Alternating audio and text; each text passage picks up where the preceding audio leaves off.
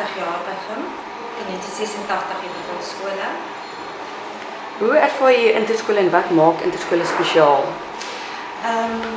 Interskole bly vir my absolute hoogtepunt van die jaar.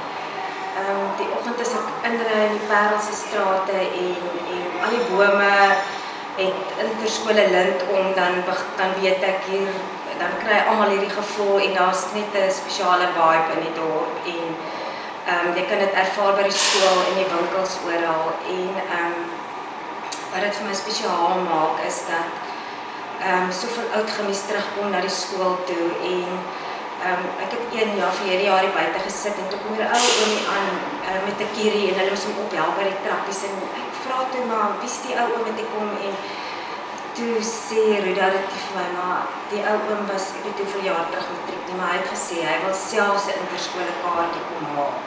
En ek kon skaars loop en dit was vir my so spesiaal om te dink dat mense nog dat passie vir hulle skool kan hê. Dit maak die skool vir my baie spesiaal.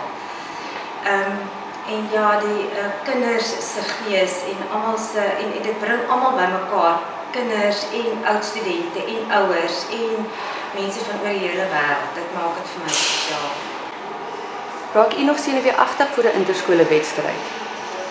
Ja, almal wat ken weet al, hulle vra al waar kyk ek interskole want ek het in die begin voel dit was my verskriklik lekker en is ontspannend geweest en toe het ek op die tyd begin agterkom ek kon eers 'n bietjie opstaan en loop.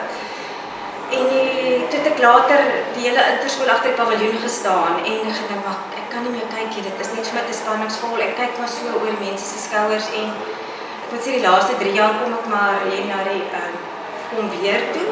En dan moet iemand vir my die telling af en toe stuur en sê, waar is die bal nou, wat is die telling en so, want ek kan dit net nie meer kyk. So ek hoop later sal ek nou weer begin, maar dit raak nou vir my baie spanningsvol.